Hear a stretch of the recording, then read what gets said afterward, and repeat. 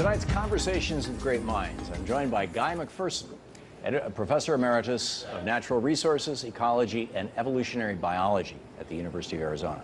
Guy is one of America's most influential experts on global warming and writes about a variety of climate change-related issues for the Arctic News blog and his own website, Nature Bats Last.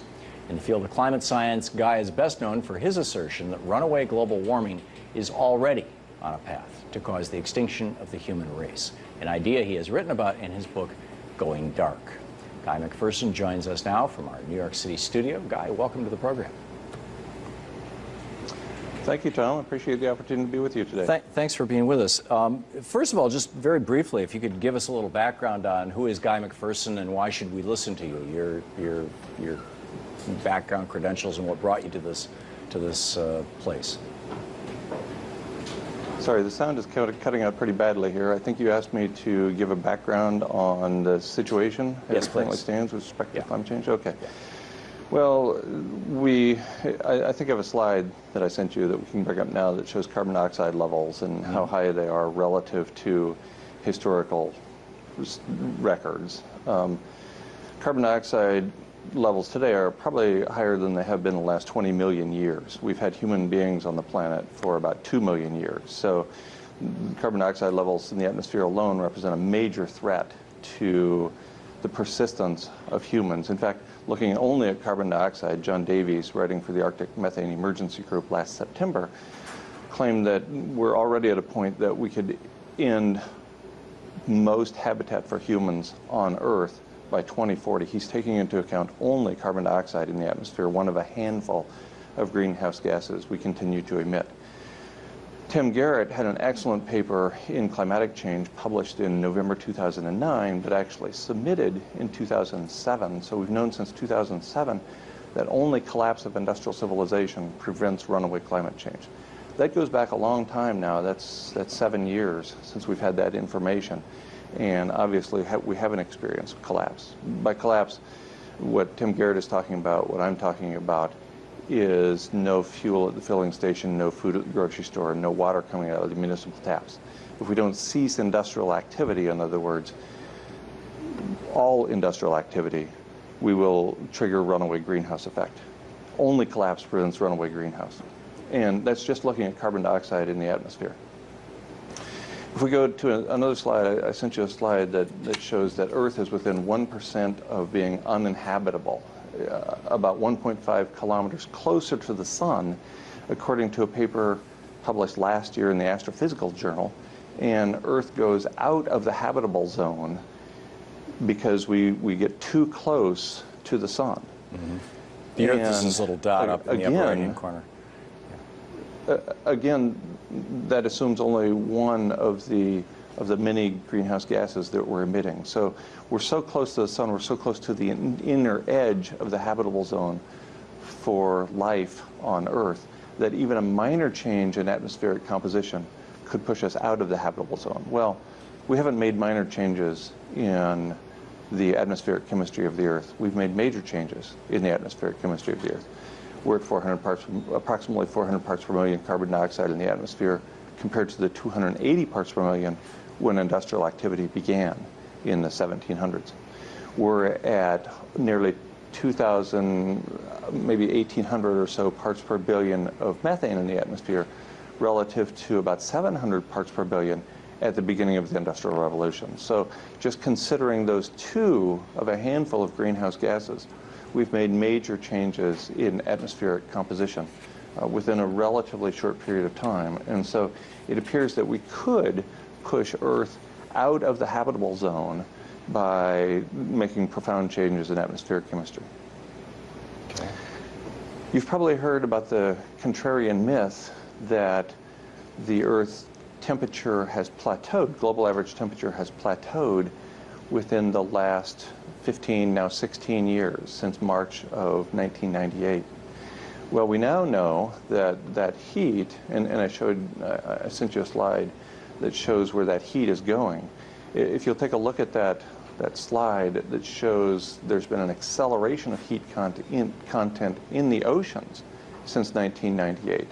So based on land surface temperature records, it appears that global average temperatures have plateaued, but in fact, 13 of the 14 warmest years on record have been since the year 2000, and most of that heat has been being dumped into the oceans, absorbed by the oceans, instead of on land.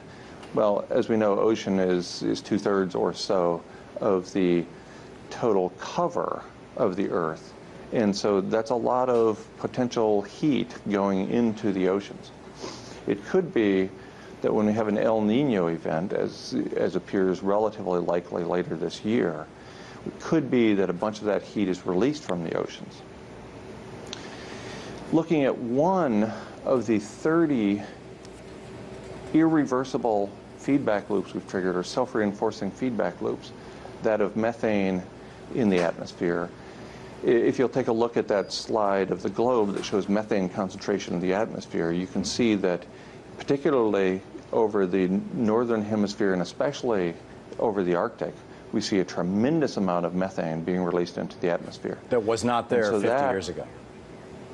That's right. That's right. It was not there 50 years ago. It wasn't even there at this sort of scale 10, 20 years ago. So within the last couple of decades, we have apparently triggered the clathrate gun. Firing the clathrate gun is the event that James Hansen was particularly worried about in his book, Storms of My Grandchildren. And if you look at methane levels about a month ago, atmospheric methane levels from about a month ago, there's a lot of dark red up there in the northern portion of the northern hemisphere.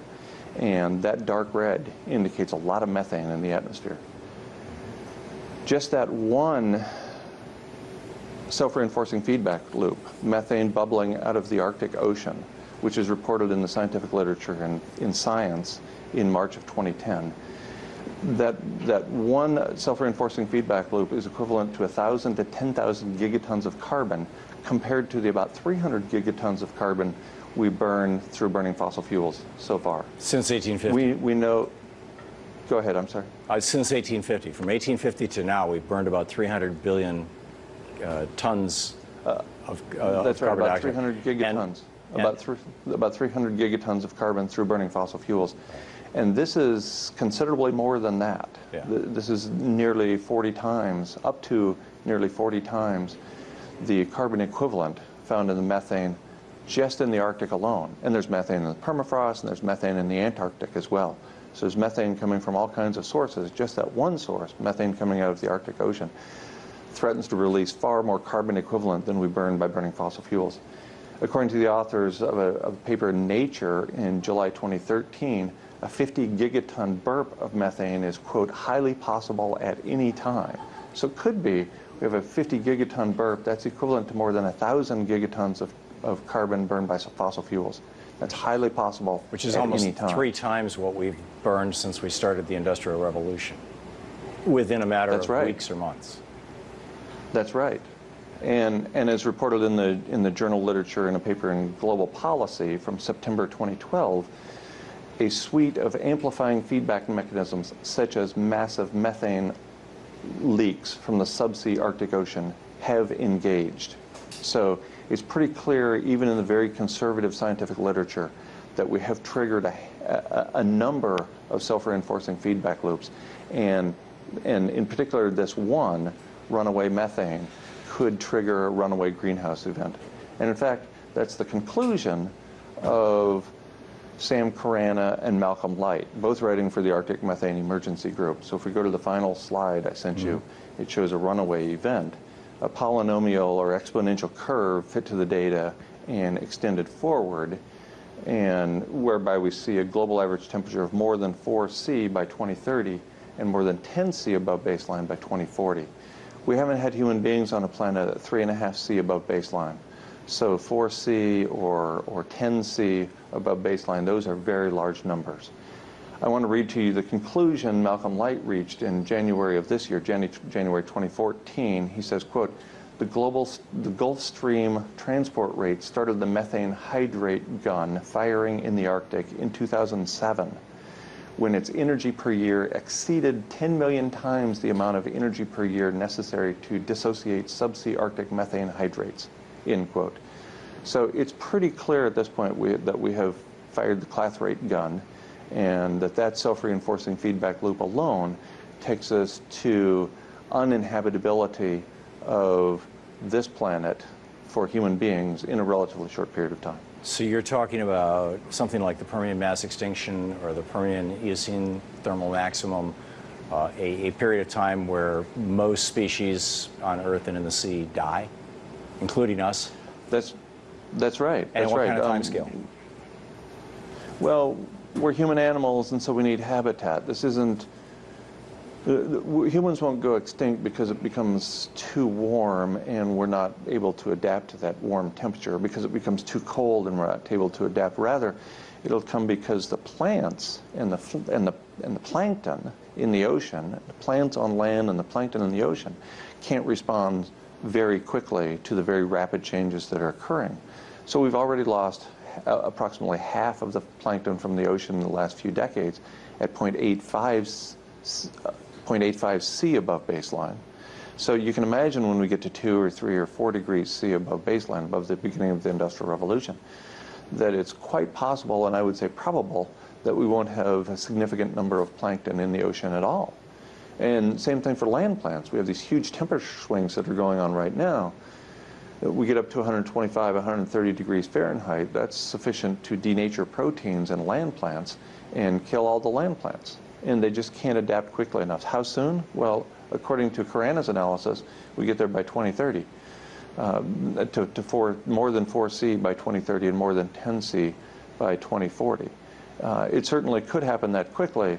As Albert Bartlett, the longtime professor emeritus from Colorado University, wrote and said many times, the greatest shortcoming of the human race is our inability to understand the exponential function. We're beyond linear with respect to climate change, and it's difficult for us to wrap our minds around that, to project into the future something beyond linear. And you're suggesting that we could be, you and I, we could be, and particularly people younger than us, could be the ones who actually see the end of the human race. Let me come back to that right after this break. More of tonight's Conversations of the Great Minds with Professor Guy McPherson right after this.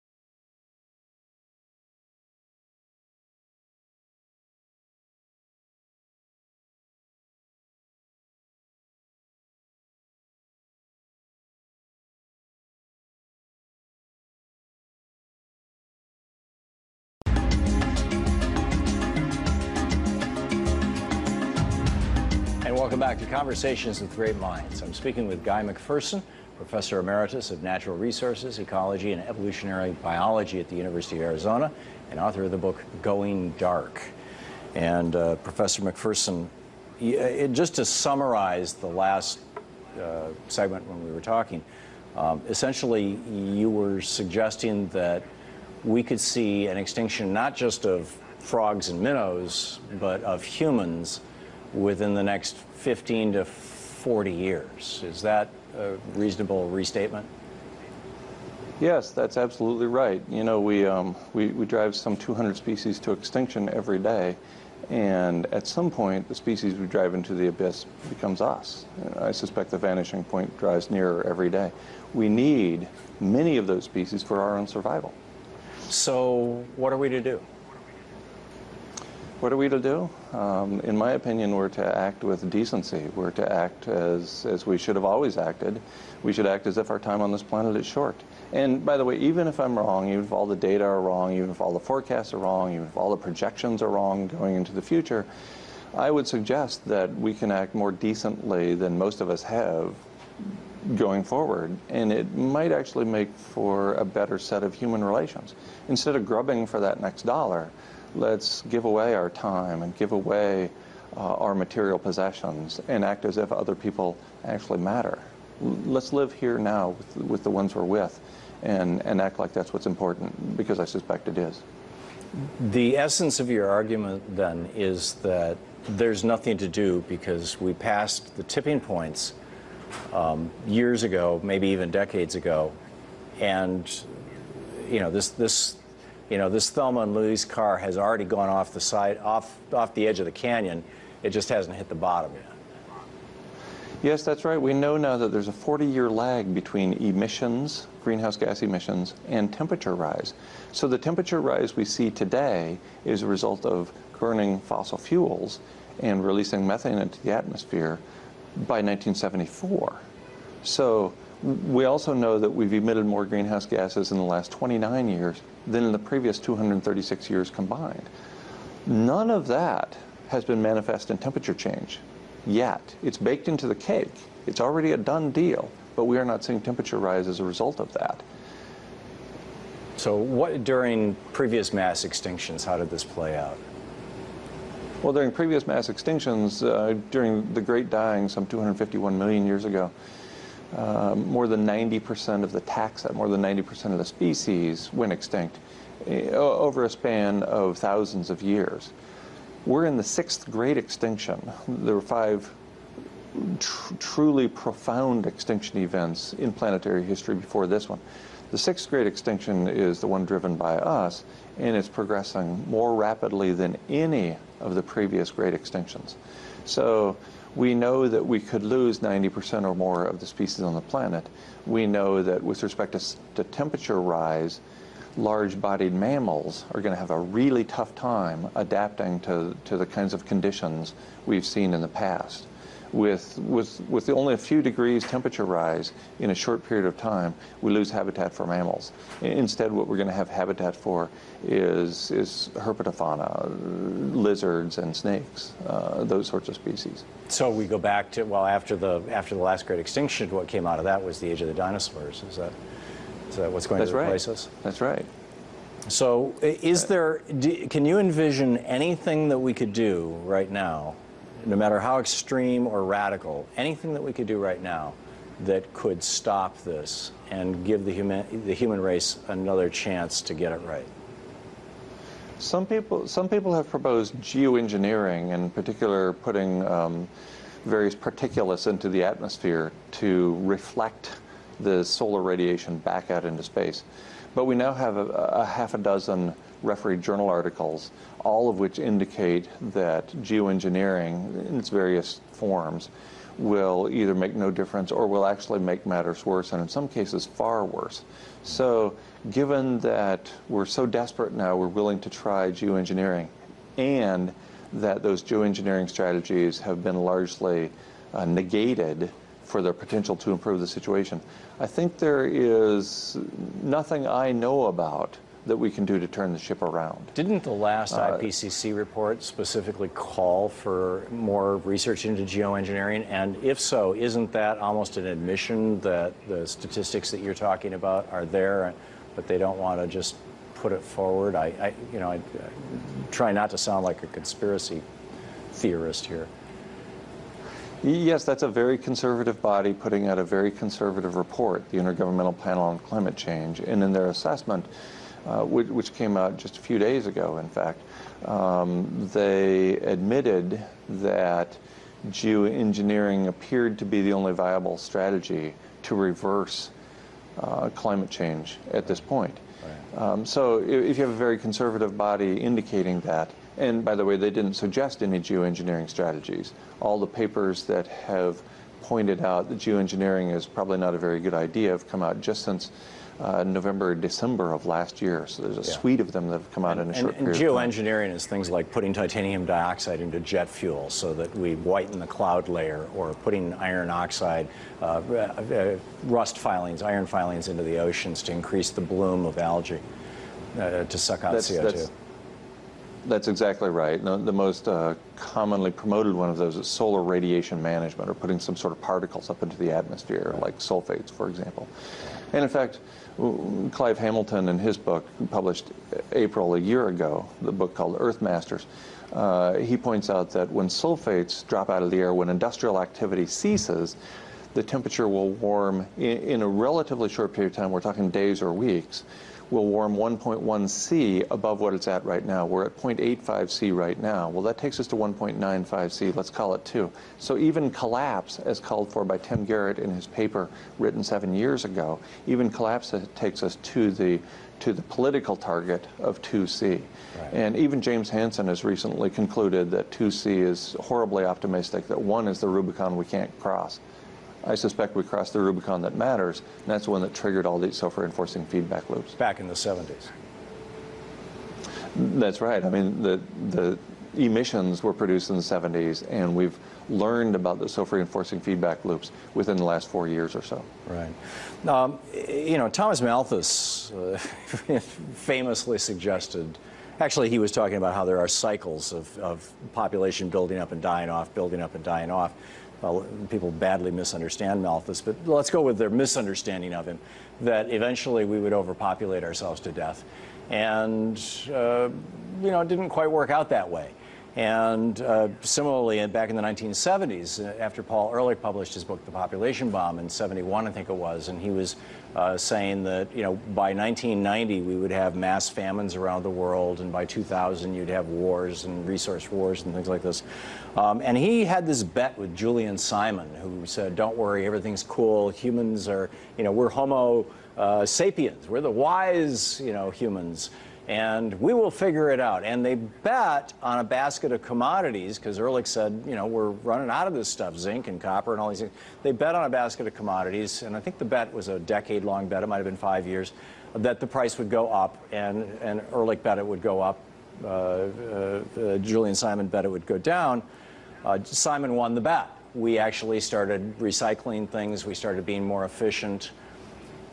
When you combine that with Moore's Law, which says that every 2 years the capacity of technology doubles and the price of it halves, and you look at things like Texas and Iowa right now getting 20% of their electricity from wind power, the proliferation of electric vehicles, things like this, is it not possible that we can think our way out of this? That between carbon my tax wish. and, go ahead. Yeah, that's certainly my wish. I don't see a carbon tax as a way. That's the civilized approach. Remember, Tim Garrett wrote 7 years ago that only collapse of the set of living arrangements gives us any hope at all of persisting into the future. That's because civilization is a heat engine. And Tim Garrett knew that his civilization is a heat engine. If we're going to maintain civilization, it's going to produce a bunch of heat. The downside of collapse is that it triggers the catastrophic meltdown of 400 and some nuclear power plants around the world. Think Fukushima times about 400. And so that could be severely problematic. I'd like to think that there's a way out. I don't think it's a good idea for humans to go extinct, much less the 200 species we're driving to extinction every day. If we can find a way to get out of this mess, I'm a huge fan.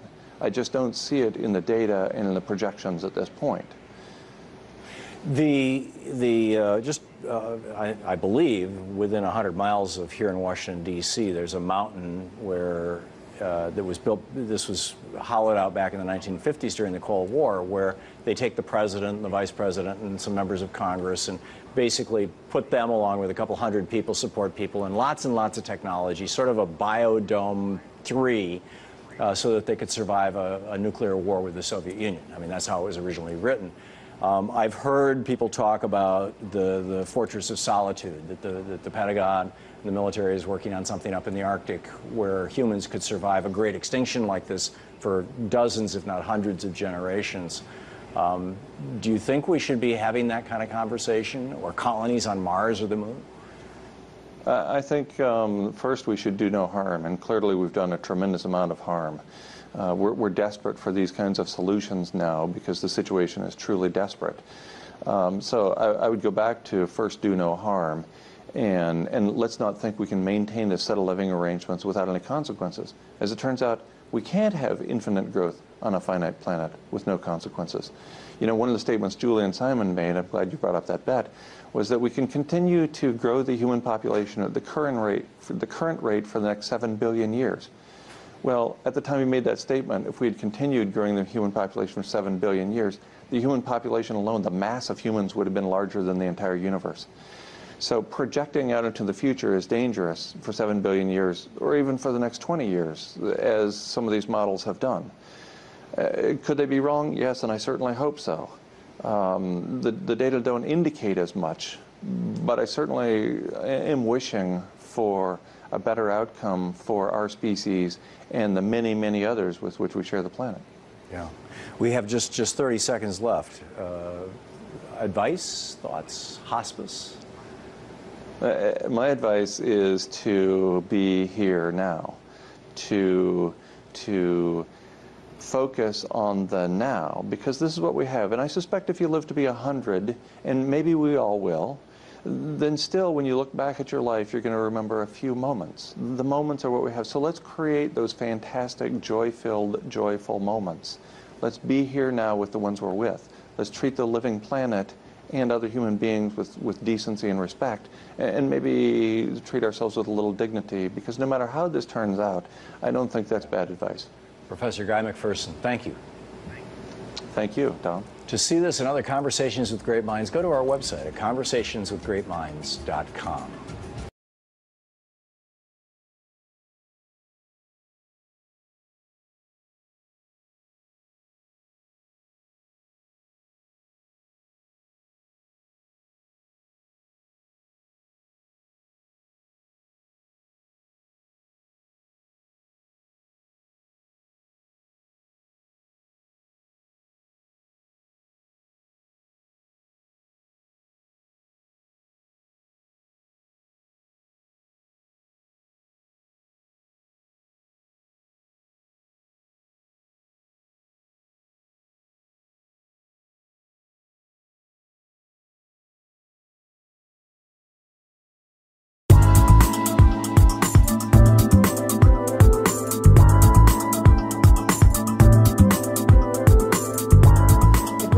Little probe. So I would say that we started investigation the methane issue in the Arctic in 90s of the last century, and we started from the terrestrial ecosystem, freshwater ecosystem, and then about 8 years ago switched to studying the East Siberian Arctic shelf. And actually we've been studying it for the last 8 years, continuously, year by year by year, conducting 1 or 2 expeditions a year. That hydrocarbons are produced within the sedimentary drape was sealed. It was not released for thousands of years during that time when the subsea permafrost sealed these deposits and prevented the methane escape to the atmosphere. That is why we are telling that this should be the largest hydrocarbon stock in the world over there. The methane hydrate is not a specific type of source of methane. It's just a reservoir to temporarily preserve the methane of any kind. There should be a natural gas, the thermogenic, the biogenic. Once this gas comes to the hydrate stability zone, it becomes a hydrate, but it's only for a certain period of time. It is a reservoir to temporarily preserve certain amount of any type of methane. The depth of the water column is very important because the water is where methane oxidizes. The shallower the water column, the less time is required to this methane to pass by through the water column and escape to the atmosphere, as compared to the mean depth of the world ocean, which is few hundred meters up to kilometers. The East Siberian Arctic shelf mean depth is only 50 meters. The ice coverage prevents water from mixing, I mean in terms of wind mixing, because it's just coverage, ice coverage. The loss of ice coverage, of course, leads to accessibility of water, of surface of the water by wind. And when there is no wind, the emission happens. How emission happens? So the methane molecule escapes from the sea surface to the atmosphere. Of course, when the wind mixes the water column, so all the methane, the entire inventory, so all the methane which is included within the water column escapes to the atmosphere. So it helps the methane inventory to escape, actually. The deeper the mixing, the more methane, the more fraction of methane escapes to the atmosphere. This particular sediment layer, which is 53 meters, doesn't seal this methane escaping from the seabed deposits any longer. It provides us with gas migration pathways. This is what is significance of this. There is a potential risk that if warming continues, the larger, maybe great and massive amount of methane could be released from this Siberian Arctic shelf. Of course, there is a potential risk.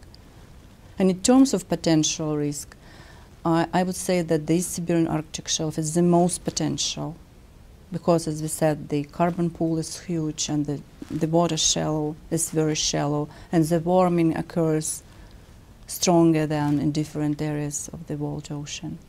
And of course, it is a potential risk. So the methane in the atmosphere, the total amount of methane in the atmosphere, in the current atmosphere, it's about 5 gigatons. The amount of carbon preserved in form of methane in this Siberian Arctic shelf is approximately from hundreds to thousands of gigatons. And of course, it's only 1% of that amount is required to double the atmospheric burden of methane. But to destabilize 1% of this carbon pool, I think it's not much effort needed, considering that the state of permafrost and the amount of methane currently involved. Because what divides this methane from the atmosphere is a very shallow water column and a weakening permafrost, which is losing its ability to seal, to serve as a seal.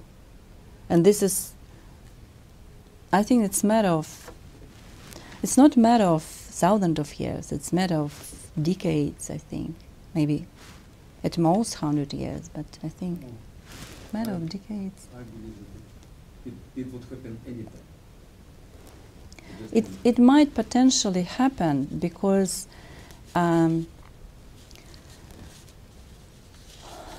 just because this area is very seismically and tectonically active, and there was some investigation that the tectonic activity is increasing.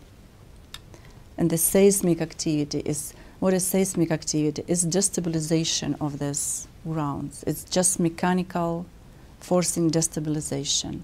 So it's additional pathways for this methane to be escaped. And many factors, I would list you many factors that might, that are very convenient and convincing for us, so that might happen. Not any time. I think any time sounds like it might happen today. It might happen tomorrow, the day after tomorrow. Might. You think so? I'm in person, yes. No, but Igor is a very convinced person because he spent a lot of time over there.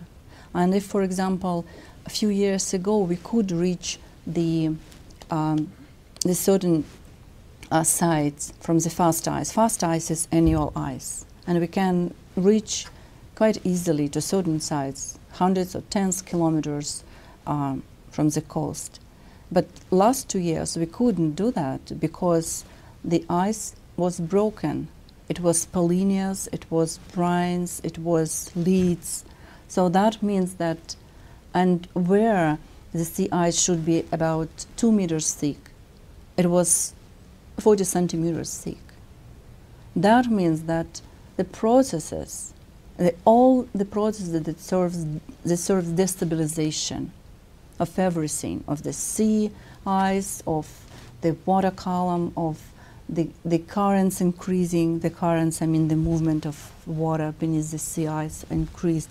So everything looks anomalous, even from our experience from these 10 years Everything looks anomalous, and this is what makes him thinking that making him think that the worst thing might happen. No, we cannot exclude this. Maybe it's 1%, maybe it's less, but we cannot exclude because. Shortly speaking, we do not like what we see there. Absolutely do not like.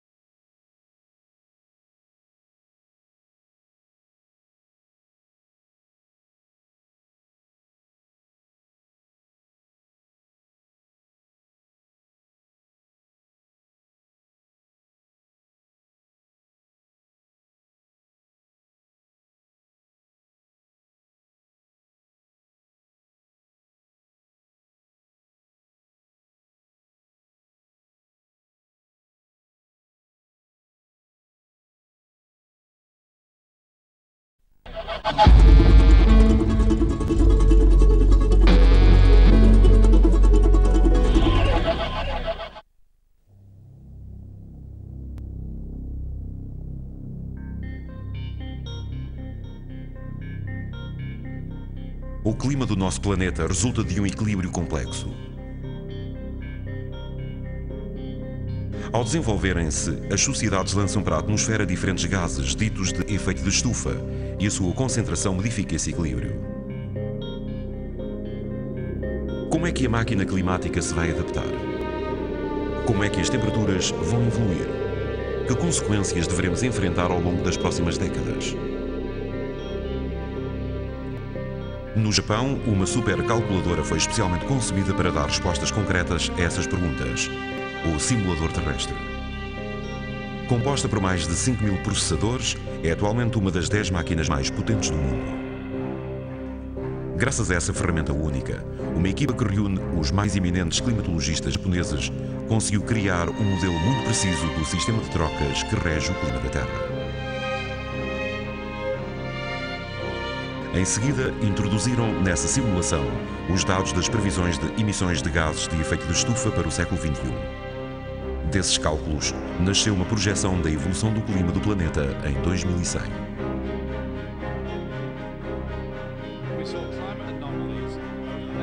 O professor Robert Watson aceitou comentar esses resultados. Durante 6 anos dirigiu o GIEC, um agrupamento internacional de mais de 2.000 investigadores, cujo objetivo é avaliar cientificamente a importância e as consequências do aquecimento global. Atualmente, as previsões do simulador terrestre materializam de forma dramática os avisos que lança há anos.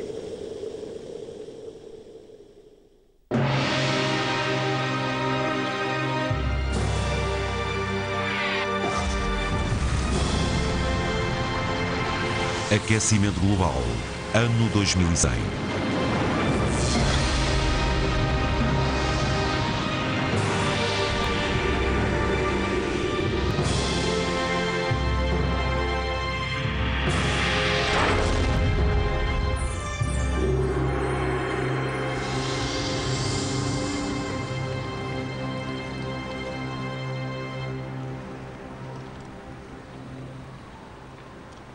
Situado no sul do Brasil, o estado de Santa Catarina beneficia de um clima temperado. No final do verão de 2004, um estranho fenómeno climatérico manifestou-se aqui pela primeira vez. Uma vasta zona de baixas pressões ciclónicas ao largo da costa.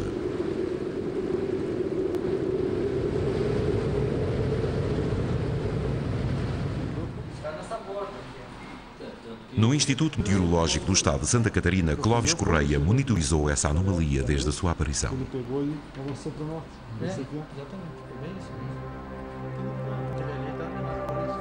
As nuvens acumulavam-se numa espiral gigantesca sobre o oceano.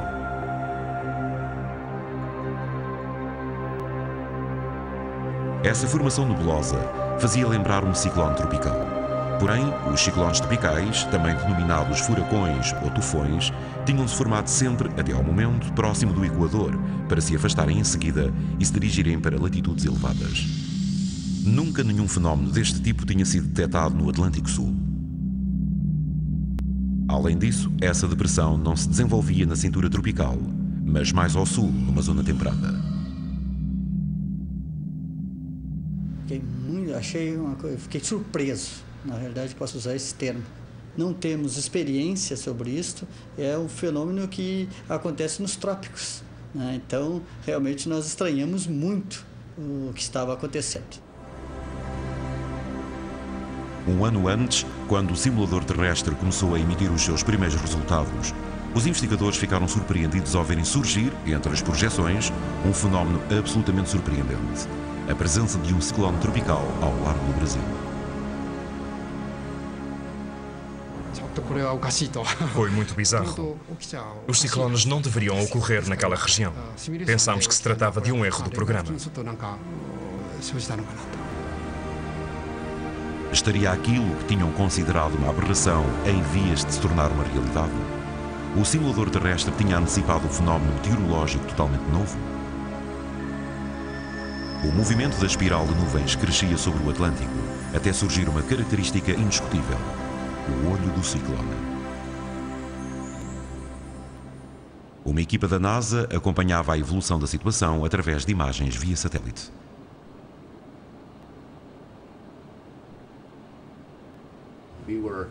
De início tivemos dificuldade em acreditar no que víamos, mas com o passar das horas tornou-se evidente que se tratava mesmo de um ciclone em formação.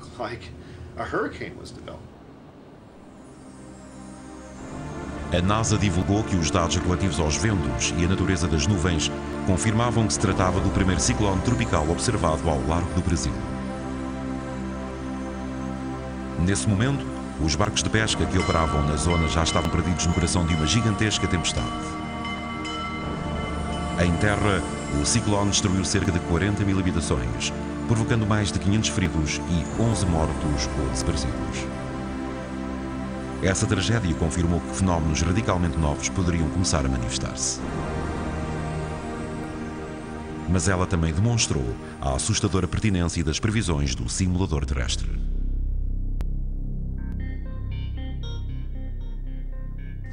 O simulador terrestre não nos fornece previsões meteorológicas para uma determinada data. Fornece-nos tendências a longo prazo. Desde a Revolução Industrial que a concentração de dióxido de carbono na atmosfera aumenta rapidamente. A temperatura também. Já subiu em média 0,6 graus Celsius.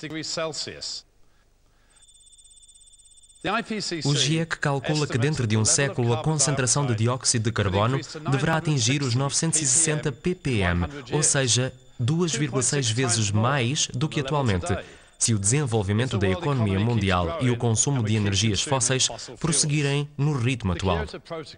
Ao assinarem o Protocolo de Kyoto, os países industrializados comprometeram-se a tentar reduzir as suas emissões de dióxido de carbono para 5% menos do que os valores de 1990. Se esse objetivo fosse atingido daqui a um século, o nível de CO2 na atmosfera rondaria apenas os 860 ppm. Se inventarmos meios mais eficazes de produzir energia e de gerir o nosso consumo, poderemos limitar esses níveis a 700 ppm sem travar o crescimento económico. É esse valor, os 700 ppm, que serve de base às projeções do simulador terrestre. Conseguiu prever que dentro de 100 anos, a temperatura global média terá aumentado 4,2 graus. Uma das consequências mais inquietantes desse aquecimento deverá ser a aridez dos solos e o seu impacto ecológico global. Este mapa mostra-nos a evolução provável do fenómeno ao longo do próximo século. Quanto mais encarnada estiver uma zona, mais árida se irá tornar. Em 2110, a aridez será fortemente acentuada no sul da África, na Europa, na região do Mediterrâneo e no continente americano. Os investigadores estão particularmente atentos à região da Amazónia. Como podem ver, essa zona poderá tornar-se extremamente árida.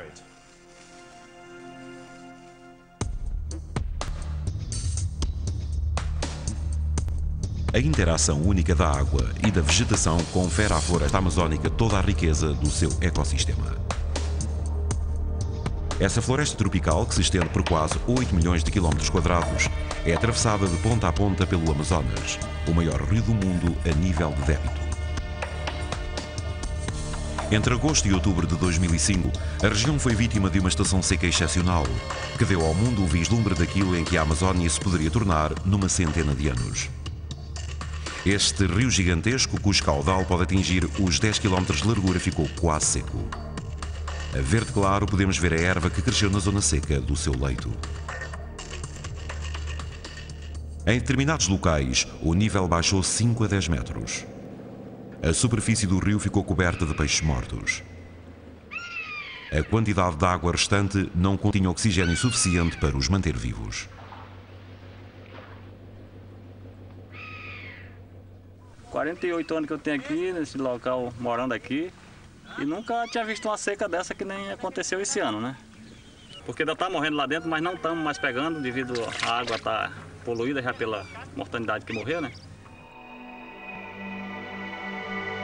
Essa seca está relacionada com o aquecimento invulgar das águas da superfície do Atlântico.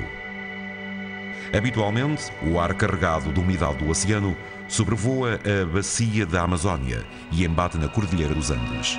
Então sobe e condensa-se em nuvens que libertam a sua umidade sob a forma de chuva. Essa chuva evapora-se, forma novas nuvens e o ciclo prossegue. Mas em 2005, a temperatura nada habitual da superfície do oceano aqueceu o ar, criando uma corrente ascendente sobre o Atlântico. Foi nesse local que se formaram as nuvens. Libertaram a sua chuva sobre o oceano e foi uma corrente de ar seco e quente que se dirigiu para a Amazónia. Ela provocou uma ruptura do ciclo e a ausência de chuva. Segundo as projeções do símbolo terrestre, o aquecimento global deverá implicar uma subida mais acentuada da temperatura dos oceanos em volta da América do Sul. A circulação de ar seco de 2005 poderá ocorrer de forma recorrente e levar à aridez da bacia da Amazónia. O que acontecerá à floresta amazónica? O professor Peter Cox, do Conselho de Pesquisa do Ambiente Natural, na Grã-Bretanha, desenvolveu uma simulação da evolução da floresta amazónica durante este século.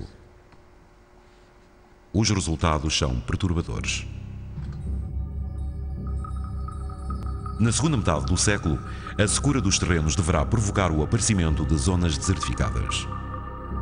Começando pela foz do rio Amazonas e seguindo progressivamente o seu curso, a floresta vai desaparecendo a pouco e pouco. Em 2100, 2/3 da floresta poderão ter dado lugar a um vasto deserto. Ficámos chocados com o que descobrimos. Quando se obtêm tais resultados, hesita-se em comunicá-los. Primeiro verificamos se não nos teríamos enganado. O modelo que utilizamos não tem em conta as causas humanas da desflorestação, apenas o que se deve ao aquecimento global. Mostra claramente que o aquecimento global é, no limite, pelo menos tão perigoso para a Amazónia quanto a desflorestação.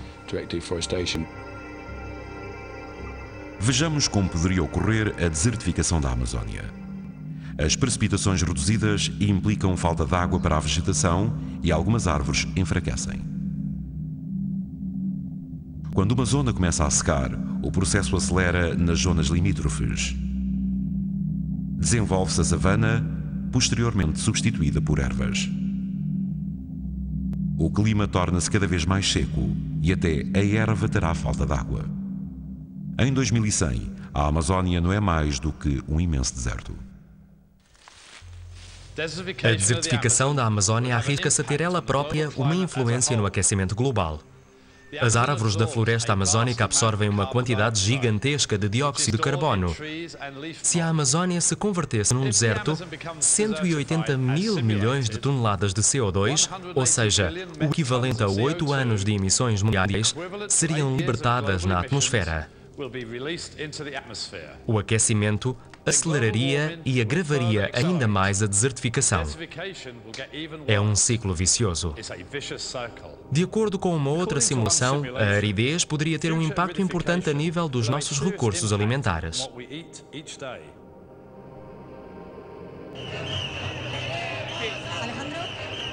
Talvez estejamos já em presença de sinais que anunciam esse problema.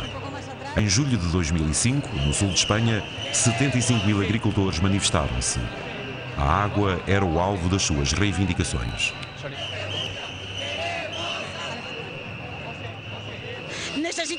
Precisamos de água, pois são as culturas que nos alimentam.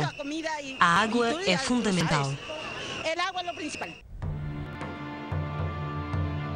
Em 2005, a Espanha teve apenas metade da precipitação no ano normal. Em Madrid, o tempo foi o mais seco em 145 anos. Mas foi na província de Múrcia, no sul do país, que os efeitos da seca foram mais dramáticos. A região é célebre pelos seus frutos e legumes, e à primeira vista, estes pessegueiros parecem verdejantes.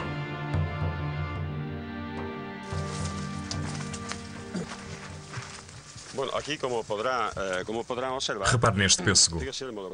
Vem desta árvore. Normalmente deveria ter este tamanho. Vê a diferença?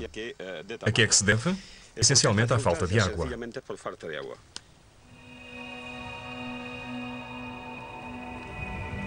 Essa seca inusitada também afetou profundamente a produção de cereais. As grandes regiões cerealíferas espanholas tiveram apenas 1/3 das precipitações habituais.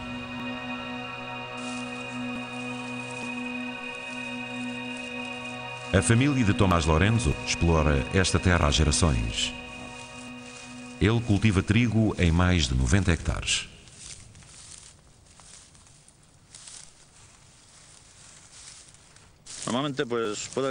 Normalmente mede cerca de 1 metro. Tem esta altura e é muito cerrado.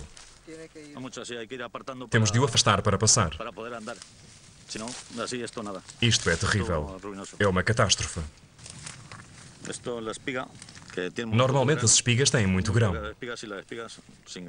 Estas não têm nada.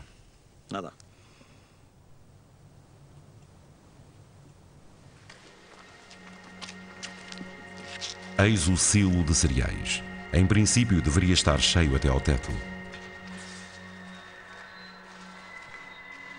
A sua colheita corresponde a menos de 5% da de um ano normal. Os seus prejuízos ascendem a mais de 60 mil euros. Se as secas continuarem, está tudo acabado para nós. Não conseguiremos enfrentá-las.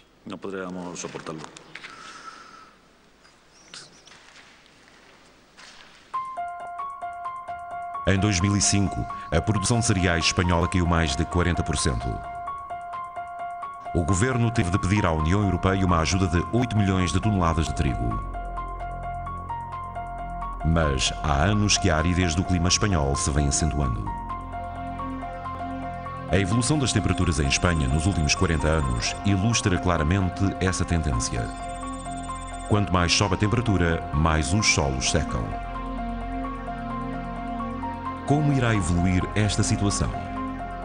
O simulador terrestre prevê que daqui a 100 anos as precipitações terão diminuído mais de 10% em toda a Espanha. É provável que secas, como a de 2005, ocorram de forma mais frequente. A situação das grandes zonas cerealíferas é particularmente preocupante. A falta de água arrisca-se a afetar seriamente a produção agrícola mundial. Eis uma projeção da evolução das produções alimentares durante este século, baseada nos dados fornecidos pelo simulador terrestre. Nas zonas verdes, a produção vai aumentar. Nas vermelhas, vai decrescer. Nos países do norte, onde as temperaturas são mais frescas, um ligeiro aquecimento poderá estimular a produção agrícola.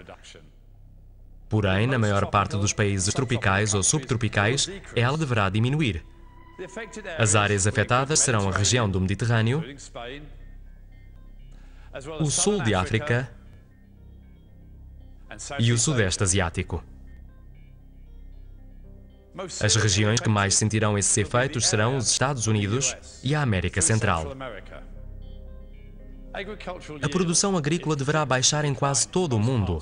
Em consequência disso, os preços dos cereais poderão aumentar 20%, o que será catastrófico para os países importadores. As nações mais pobres de África serão as que mais se ressentirão, e mais 54 milhões de indivíduos poderão engrossar a população global ameaçada pela fome. Segundo o simulador terrestre, o aquecimento global pode implicar um recrudescimento das ondas de calor estivais em zonas temperadas. Essas projeções apontam para um grande aumento dos riscos relacionados com as vagas de calor nas grandes metrópoles. O vermelho assinala as zonas mais expostas. Regiões inteiras da Europa, onde atualmente é difícil imaginar que a subida das temperaturas possa tornar-se uma causa séria de morte, estão particularmente ameaçadas. Em agosto de 2003, Paris foi assolada pela pior onda de calor de toda a sua história. Em Paris, em agosto, a temperatura média ronda os 24 graus. Nesse ano, durante 10 dias, manteve-se acima dos 35 graus.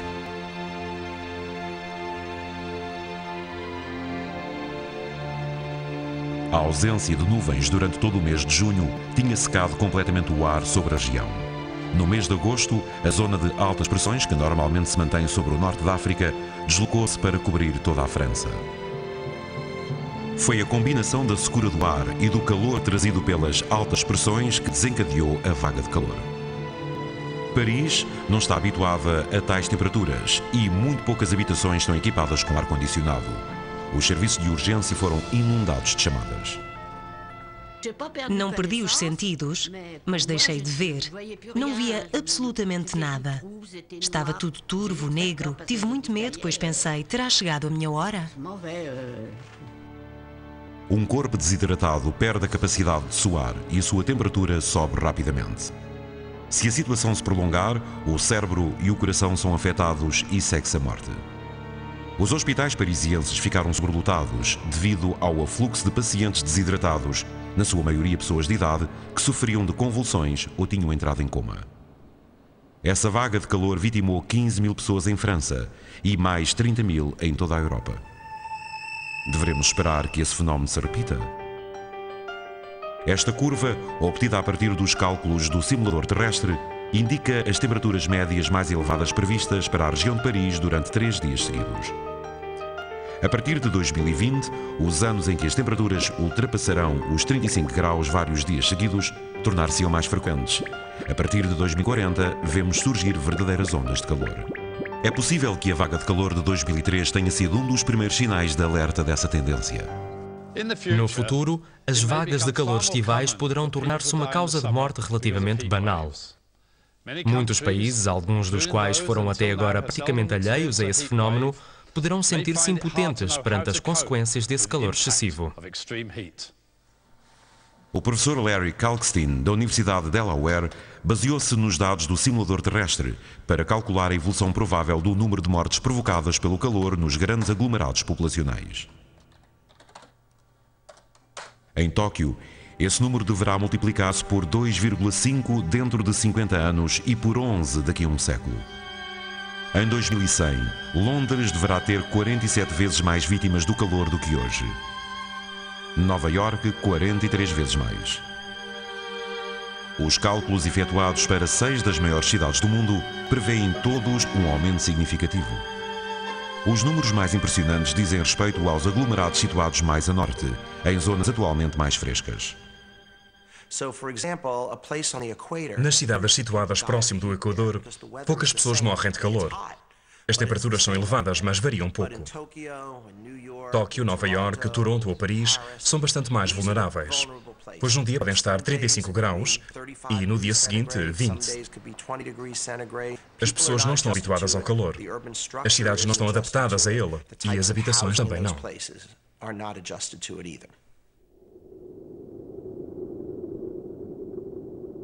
Uma fina camada de atmosfera envolve a Terra. No seu interior, formam-se os ciclones, os tornados e todo o tipo de fenómenos meteorológicos. A subida das temperaturas perturba os equilíbrios da atmosfera e provoca o aumento de fenómenos extremos. Os esquemas da circulação das nuvens gerados pelo simulador terrestre mostram claramente o desenvolvimento dessa tendência. Eis o aspecto que deverá ter uma frente de pluviosidade daqui a 100 anos.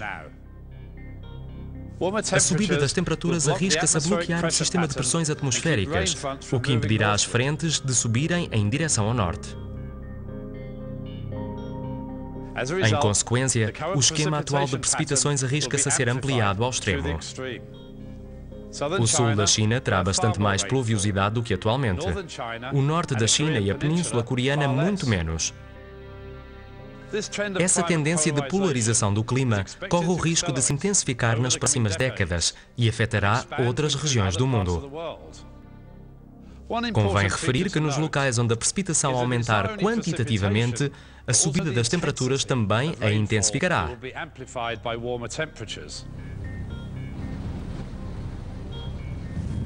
O que consideramos precipitações intensas, mais de 30 milímetros por hora. Chuvas de tamanha violência provocam inundações e desabamento de terras. Associadas a fenómenos de ciclones tropicais, essas chuvas podem tornar-se extremamente destrutivas. Em 2004, 15 tufões fustigaram o Japão, um recorde. Mas mais importante do que o seu número foi a sua incrível intensidade. Estabeleceram vários novos recordes, incluindo o das rajadas de vento mais fortes.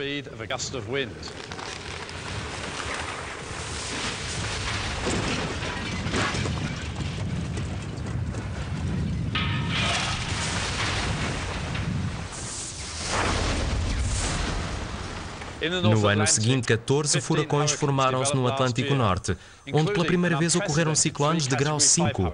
São os mais intensos, com ventos que podem atingir cerca de 300 km por hora. Ainda estamos no olho do Katrina. É um furacão de grau 5. Cá em cima os ventos sopram uns 300 km por hora. Em 2005, nos Estados Unidos, o furacão Katrina mostrou até que ponto esses fenómenos poderiam ser devastadores de várias formas. Os ventos violentos gerados pelo furacão impeliram uma enorme massa de água do mar em direção ao continente. Essa massa de água ficou bloqueada em baías pouco profundas, onde, em determinados locais, o nível subiu brutalmente mais de 7 metros.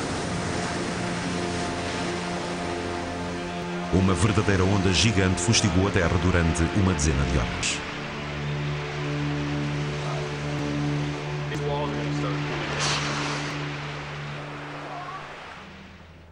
A cidade de Biloxi, no Mississippi, foi particularmente flagelada. A intensidade das ondas pulverizou esta ponte que atravessava a baía.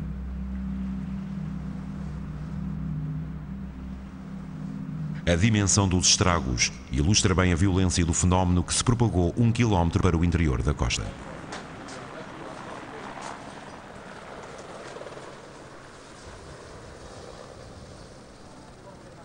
Betty Mauderer foi evacuada a tempo, mas ao regressar, como muitos habitantes da cidade, esperava um espetáculo desolador. Trabalhamos uma vida inteira e pensamos que poderemos gozar a reforma, digamos, aproveitar um pouco a vida.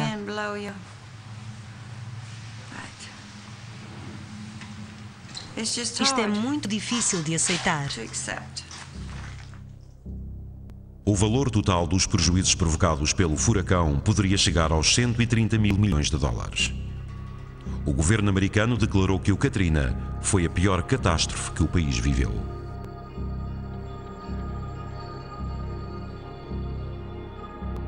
Estudos mostraram que o aquecimento global tinha contribuído para a gravidade do fenómeno. O aquecimento global contribuiu para a subida das temperaturas da superfície do oceano. Este ano devemos de meio grau adicional em toda a zona tropical do Atlântico. Trata-se de um fenómeno real, o que significa que, em média, esses ciclones se tornarão cada vez mais violentos.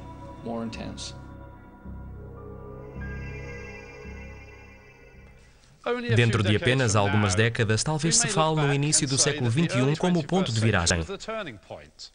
Talvez estejamos prestes a presenciar as primeiras anomalias climatéricas relacionadas com o aquecimento global. Quanto mais a temperatura aumenta, mais as águas de superfície aquecem, o que acentua a evaporação. Essa quantidade de vapor de água vai alimentar os ciclones tropicais, tornando-os cada vez mais gigantescos. As projeções do simulador terrestre sugerem que o Atlântico Norte poderá futuramente ser fustigado por furacões ainda mais devastadores do que o Katrina. As povoações costeiras dos Estados Unidos preparam-se para enfrentarem fenómenos de uma amplitude inédita.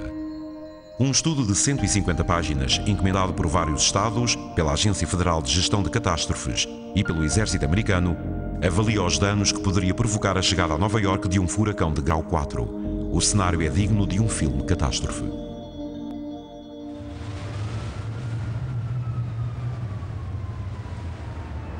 Ventos de mais de 215 km por hora tornam os arranha-céus impraticáveis.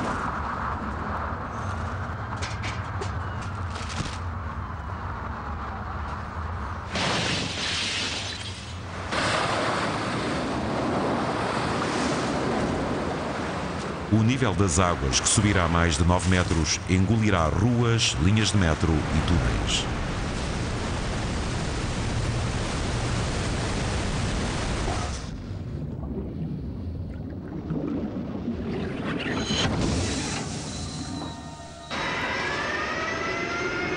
O estudo conclui que é impossível avaliar o custo dos potenciais prejuízos e que é necessário o governo e o Estado de Nova Iorque construírem proteções gigantescas e prepararem um dispositivo de evacuação rápida.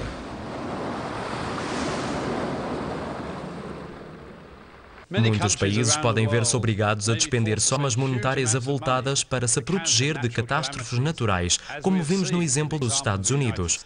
Mas nem todos os países dispõem de meios necessários à sua proteção. O Bangladesh é um desses países. Em outubro de 2005, as autoridades lançaram uma campanha de informação junto das populações sobre as medidas de evacuação em caso de tsunami. O relevo do Bangladesh é extremamente baixo. Uma onda devastadora pode penetrar no coração das terras ao longo de dezenas de quilómetros. Em 1991, um furacão reclamou aqui cerca de 140 mil vítimas, a maioria afogada nas águas revoltas. Nesta praça pública foi reconstituída uma pequena aldeia. O objetivo desta reconstituição é ensinar aos espectadores como devem agir na eventualidade de tamanha catástrofe. Os habitantes devem agrupar-se nos abrigos anticiclone, especialmente construídos para o efeito. A mensagem é clara.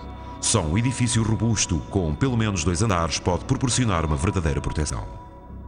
Porém, os fundos públicos são insuficientes e a construção desses abrigos sofreu um atraso considerável.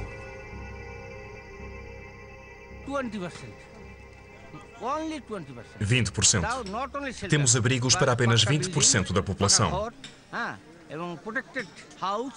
Em caso de um tsunami, 80% dos habitantes não dispõem de qualquer proteção.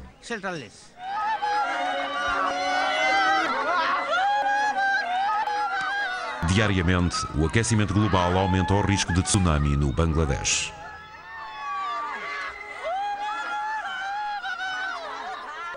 A subida das temperaturas também irá perturbar os equilíbrios ecológicos. Isso significa que corremos o risco de ficarmos expostos a ameaças inesperadas.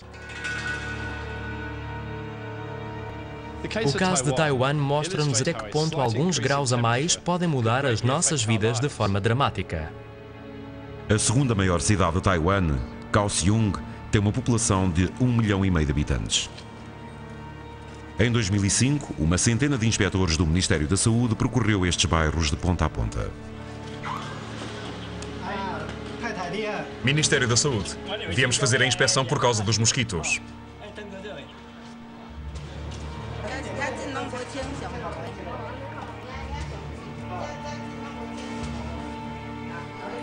Vasculham todas as casas a pente fino, em busca de mosquitos ou de locais onde possam ter posto os seus ovos.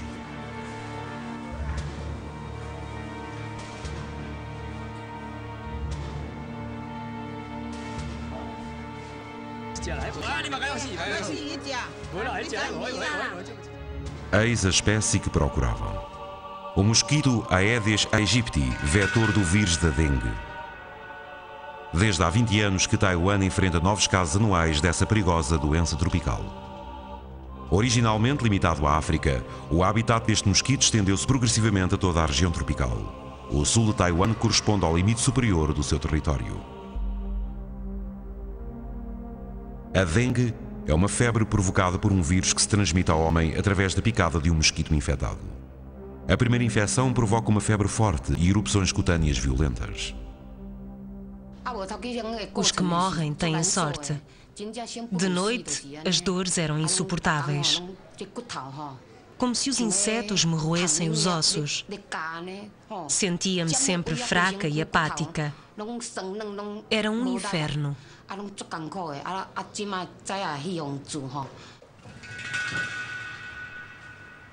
Uma segunda infecção pode provocar uma febre hemorrágica fatal.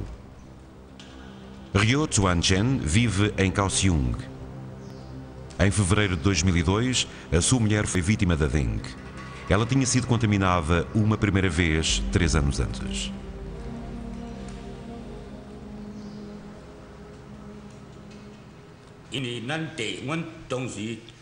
A minha mulher já tinha tido a febre da dengue uma vez, mas não foi tão grave. Nunca imaginei que da segunda vez pudesse morrer.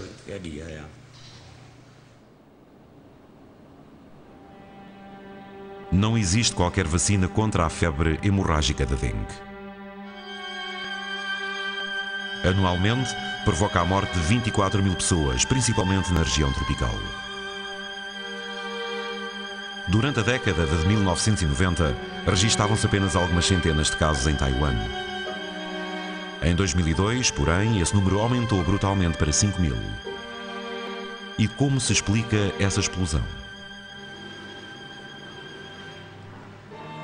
Uma professora da Universidade de Kaohsiung estudou a correlação entre esse fenómeno e a evolução das temperaturas.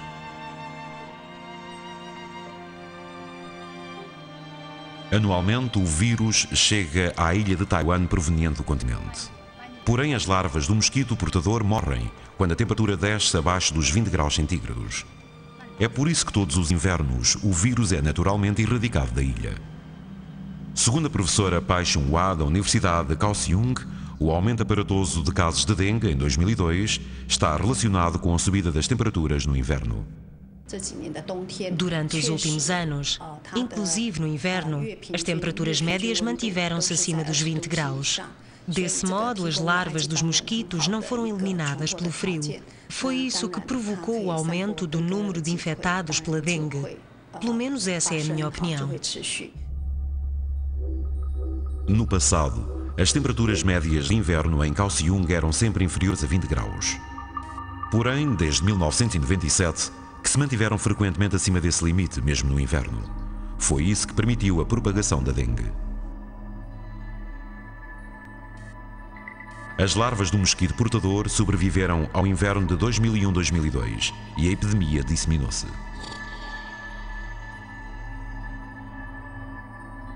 Este mapa oficial mostra a extensão da zona afetada pela dengue. De momento, ela está circunscrita ao sul da ilha, nos arredores de Kaohsiung. Para combater os riscos de infecção na cidade, quando um caso é identificado, lança-se uma campanha de extermínio. 10 mil habitações foram abrangidas por esta. É uma tarefa titânica, mas permite evitar que a epidemia de 2002 se repita. Não obstante, as autoridades estão inquietas. Se o aquecimento persistir, pode provocar o alargamento da zona ameaçada a toda a ilha. Se as temperaturas continuarem a subir desta forma, o habitat do mosquito portador da dengue vai estender-se para norte.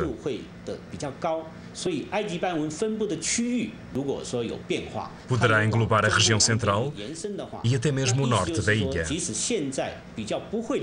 Corremos o risco de ver surgir casos em zonas onde a febre nunca se manifestou.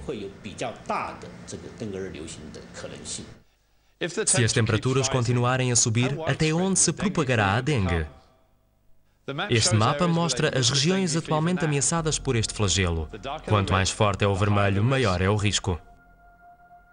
Por volta de 2080, a ameaça assolará regiões inteiras da África e da Índia.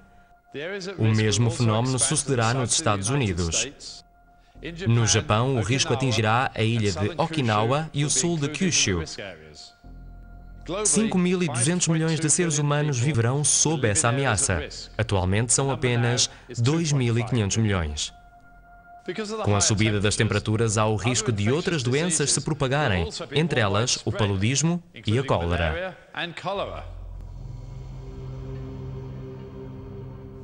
Eis o resultado de uma outra simulação. Mostra-nos que cerca de 260 mil milhões de pessoas correm o risco de ficar sem abrigo devido à brutalidade das alterações climatéricas. Muitas tornar-se-ão refugiados ambientais. Para onde irão? Um fluxo súbito de população pode provocar fricções no seio de qualquer comunidade. No Ártico, já há pessoas que são forçadas a exilar-se.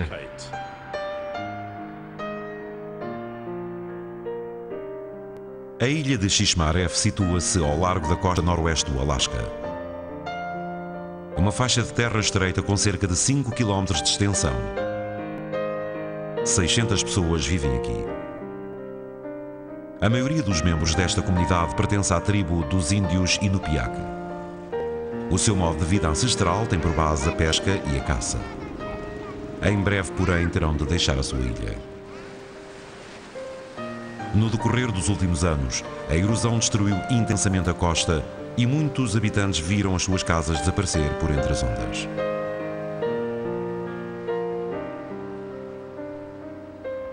Tony Weiwana pertence à Comissão de Estudo do Problema do Realojamento dos Habitantes. Há 9 anos que observa os danos causados pela erosão da costa. A situação agrava-se de dia para dia.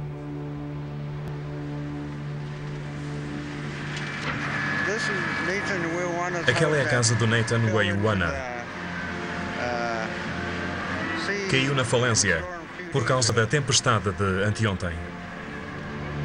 As ondas destruíram a falésia onde a casa estava construída. Esta fotografia aérea da aldeia é de 1995. A vermelho, a casa que acabamos de ver. O fenómeno da erosão alastrou rapidamente. Em certos locais, a costa recuou 60 metros nos últimos 10 anos. Tony conseguiu filmar este fenómeno em ação.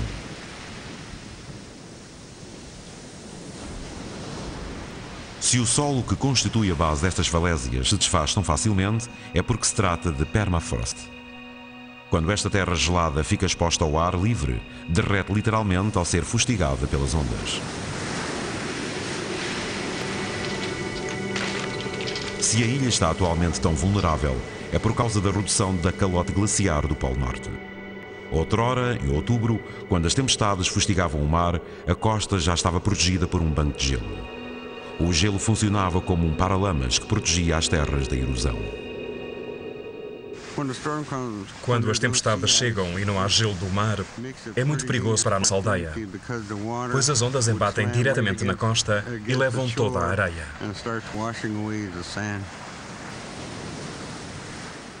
Os dados obtidos via satélite mostram claramente que o limite dos gelos do mar para o mês de outubro recuou 500 km em direção a norte ao longo dos últimos 30 anos. Segundo o simulador terrestre, no verão, toda a calote glaciar poderá ter desaparecido em 2070.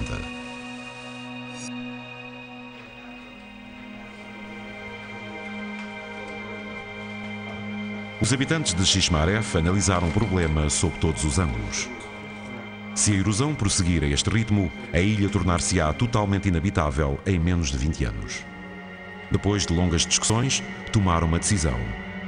Todos deverão deixar a ilha em 2009. Mas para onde irão?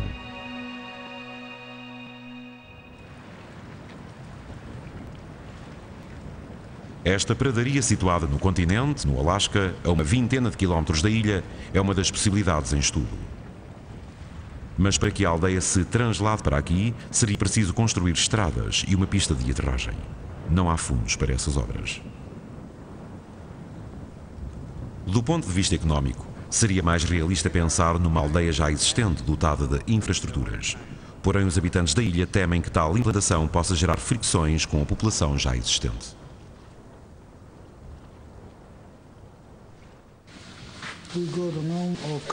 Se formos para um desses locais, nada será como antes.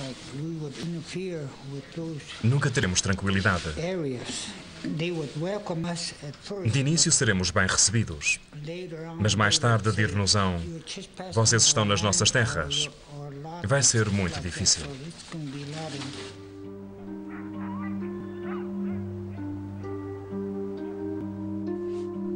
Com medo de provocarem conflitos, queriam evitar a todo custo instalarem-se num local já ocupado. Esta comunidade nunca imaginou que um dia teria de enfrentar tamanha provação.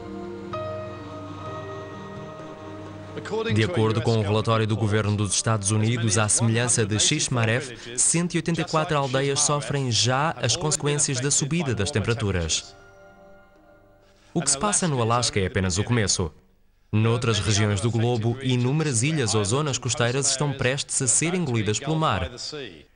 Um estudo do GIEC calcula que em 2100 o nível das águas do mar terá subido 88 centímetros em relação a hoje. O oceano terá engolido 1.300.000 quilómetros quadrados de terra. Muitos países, como Kiribati, Tuvalu e as Maldivas, ficarão parcialmente cobertos por água ou poderão desaparecer completamente.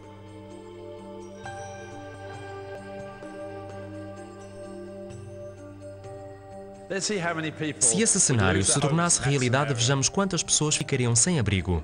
10 milhões nos Estados Unidos, 27 milhões na Indonésia e 33 milhões no Vietnã.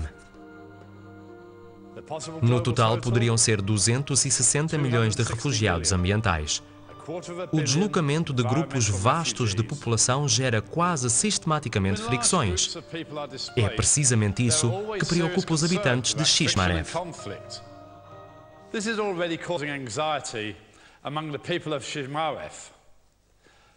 Temo que as migrações em massa provocadas pelas mudanças climatéricas possam desencadear muitos conflitos e destabilizar o nosso mundo numa escala sem precedentes.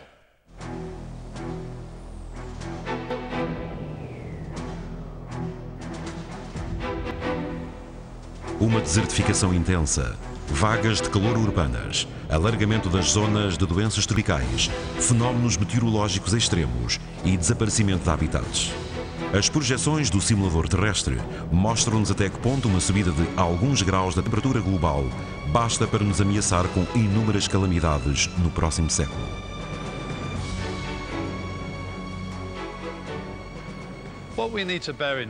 Não devemos esquecer-nos de que estas simulações se baseiam na hipótese de os nossos progressos a nível da gestão energética nos permitirem limitar os níveis de CO2 a 700 ppm num século. Esse valor é muito inferior aos 968 ppm que atingiremos se continuarmos a aumentar as emissões de dióxido de carbono. Então, o que será necessário para evitar que o futuro previsto pelo simulador terrestre se torne realidade? Em 2005, na Europa, foi elaborado um acordo segundo o qual, para travar o aquecimento global, seria necessário reduzir para metade a emissão de gases de efeito de estufa até 2050. Essa situação permitiria escapar às catástrofes que acabámos de evocar. Primeiro, teríamos de diminuir para metade as emissões globais de gases de efeito de estufa até 2050. Será possível? Devo reconhecer que parece muito difícil ou até impossível, segundo algumas pessoas. Porquê? Porque mesmo que todos os objetivos do Protocolo de Kyoto sejam cumpridos, as emissões globais de gases de efeito de estufa continuariam a aumentar. Para poder reduzi-las a 50%, temos de descobrir novas fontes de energia, desenvolver novas tecnologias e mobilizar desde já todas aquelas de que dispomos para reduzir as emissões de gases. Só uma verdadeira colaboração entre países desenvolvidos e países em vias de desenvolvimento nos permitirá enfrentar o desafio.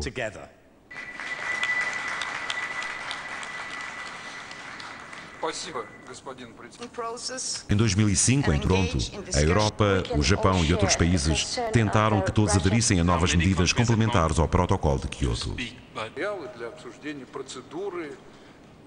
Mas para os grandes países emergentes, o esforço deveria começar a ser feito pelos países desenvolvidos, responsáveis, na sua opinião, pela situação atual. Desde a independência, lutamos para melhorar o nível de vida dos nossos concidadãos. As alterações climatéricas, consequência das emissões passadas e presentes dos países desenvolvidos, ameaçam reduzir todos esses esforços a nada. Gostaríamos que os países desenvolvidos cumprissem as suas promessas de redução e que propusessem aos países em vias de desenvolvimento soluções técnicas e financiamento para combater o aquecimento global. Em contrapartida, os Estados Unidos, que estão na linha da frente mundial da emissão de gases de efeito de estufa, não ratificaram o Protocolo de Quioto, sob o pretexto de este ser um travão ao desenvolvimento económico. Recusam-se a aceitar a aplicação de qualquer quadro restritivo. É impossível haver progresso com a negociação de tratados rígidos. Consideramos que a melhor abordagem, a mais eficaz, é a que tenha em conta a diversidade de pontos de vista. No final, apesar dos esforços desenvolvidos, a única decisão aprovada nessa conferência foi a de continuar com a discussão. Conseguiremos entender-nos para salvar o nosso mundo das catástrofes anunciadas? O tempo urge. Enquanto discutimos, as temperaturas sobem inexoravelmente.